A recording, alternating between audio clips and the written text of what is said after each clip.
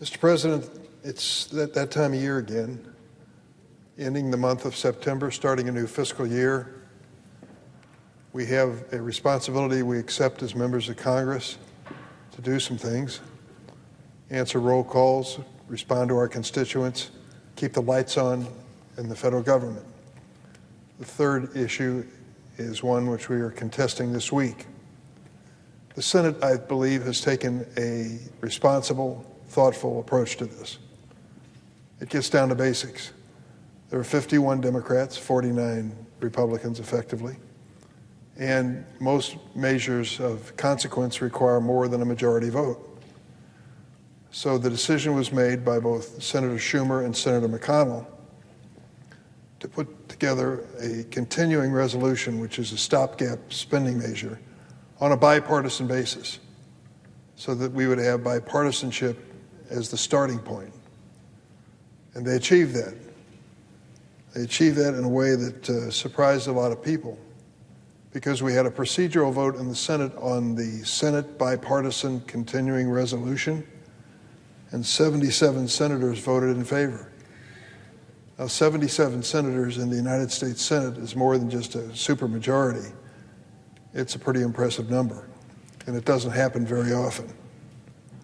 On Tuesday evening, the Senate Appropriations Committee Chair, Senator Patty Murray of Washington, working with Republican Senator Susan Collins of Maine, released a text of the bipartisan continuing resolution and spelled out what we think needs to be done to keep the government open and functioning for about 6 or 7 weeks until November 17th, giving us time to negotiate a budget for the remainder of the year.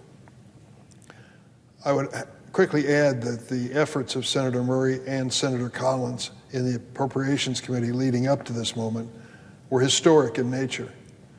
It's been more than 5 years, I believe, since we've come to the floor and actually debated spending bills and actually amended spending bills on the floor.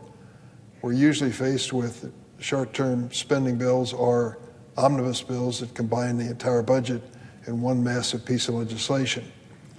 But Senators Murray and Collins had us moving in the right direction, a bipartisan direction, and that's evidenced as well in their efforts for this continuing resolution. This continuing resolution does more than keep the lights on. It includes crucial emergency assistance and program extensions. It includes $6.5 billion to maintain our commitment to Ukraine and $6 billion to help FEMA respond to federally declared disasters, including one in my state of Illinois, where 20 counties are working to recover from the impact of summer storms. It would prevent a lapse in funding for critical healthcare efforts like the community healthcare centers. I'm sure the presiding officer has visited many of these centers in his state. I have in my state.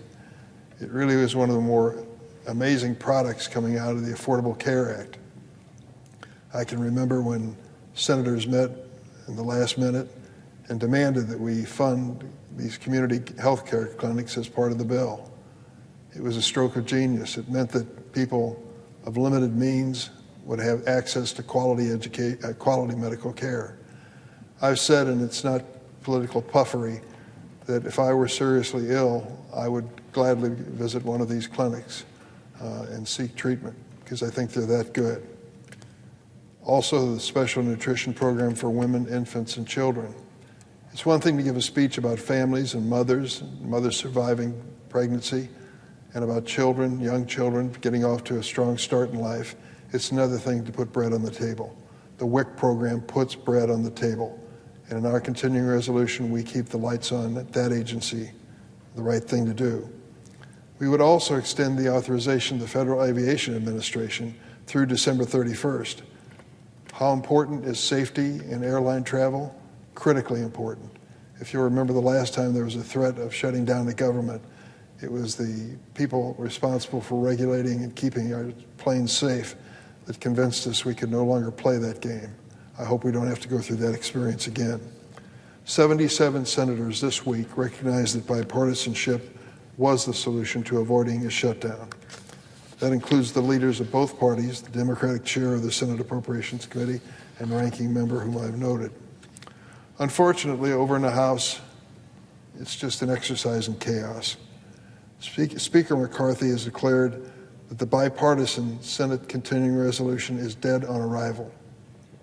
Our bipartisan bill, worked out with both sides of the aisle, that won 77 votes, he has dismissed as unacceptable.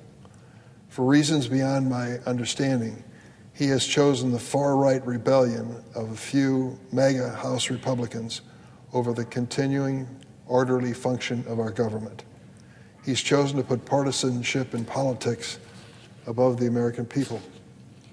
For however long it takes the Speaker to gain control of this small faction of his party, essential social services will be slowed, federal employees and military service members will go without paychecks for their families.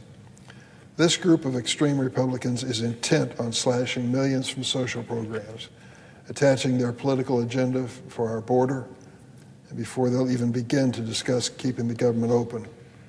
The American people deserve better.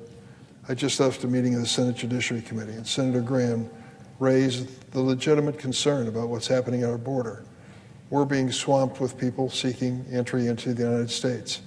This is not unusual. If you look around the world, that's happening in many places. There are so many people now who have been dislocated from their homes that the refugee experts tell us there's no record of such a number in the modern history of the world. And it's no surprise that the United States, as a prized destination, is feeling that pressure. So why would it make sense, I would say to Speaker McCarthy, for us to shut down the government and take the men and women who are on the border now, trying to keep us safe, and make a dramatic budget cut in their agency? Just the opposite of what we need. We need the resources and the personnel to have an orderly process at our border. Shutting down the government fails to meet that responsibility. The group of extreme Republicans intent on slashing millions from social programs and attaching their political agenda to the border say that they want to discuss these issues before any serious measure is considered. The American people deserve better. We're not a bargaining chip.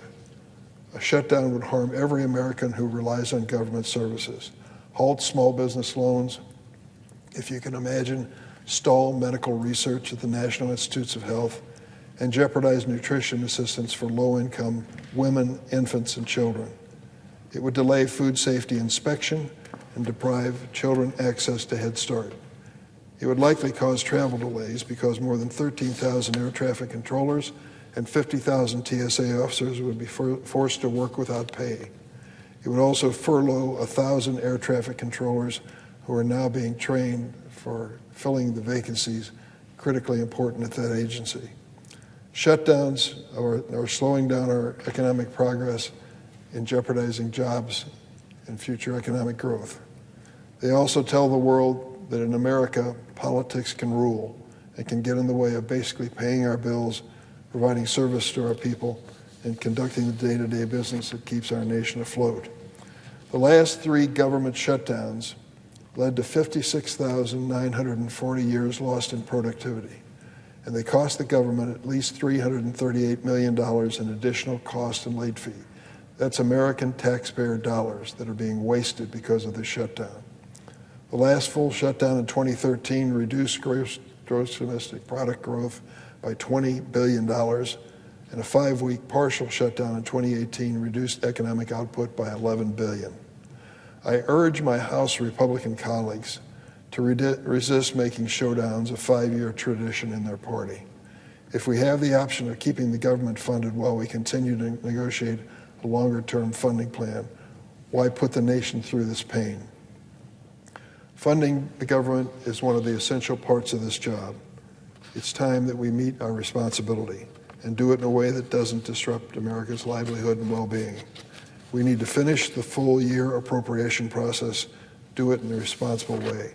I urge my colleagues in both chambers to choose bipartisanship and pass the Senate continuing resolution so we can continue the important process of funding the government in a grown-up, responsible way for the year 2024. Mr. President, I yield the floor.